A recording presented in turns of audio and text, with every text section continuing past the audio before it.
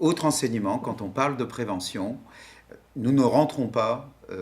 par les codes ou les éléments de langage classiques. Si je veux parler sport avec les jeunes, il faut que je parle sport comme une source de plaisir et alors j'en tire le bénéfice en termes d'exercice physique et donc d'apport et d'entretien de mon corps. Si je parle prévention ou risque en dehors du sida, qui reste un sujet extrêmement pertinent,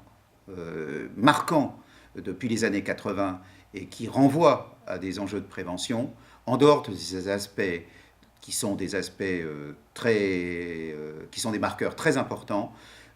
on doit inverser les codes de communication. Si je parle sexualité,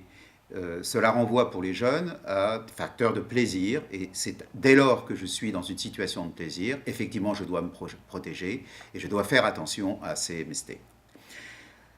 Un point très important concerne la défiance que les jeunes ont à l'égard des institutions. Nous le savons globalement dans Que du bonheur, un travail que nous avions fait en 2016 sur la défiance qu'avaient les jeunes à l'égard globalement de tous les acteurs institutionnels, mais sur la santé,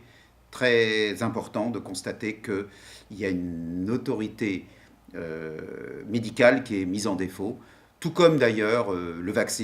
vaccin reste quelque chose sur lequel les jeunes s'expriment spontanément avec beaucoup de prudence et de méfiance. Le point final ou conclusif concerne les émetteurs qui s'adressent à cette population. On constate que dans les conversations et dans l'expression spontanée de ces conversations, parle peu des organismes, des mutuelles, des institutions de prévoyance, des acteurs d'assurance,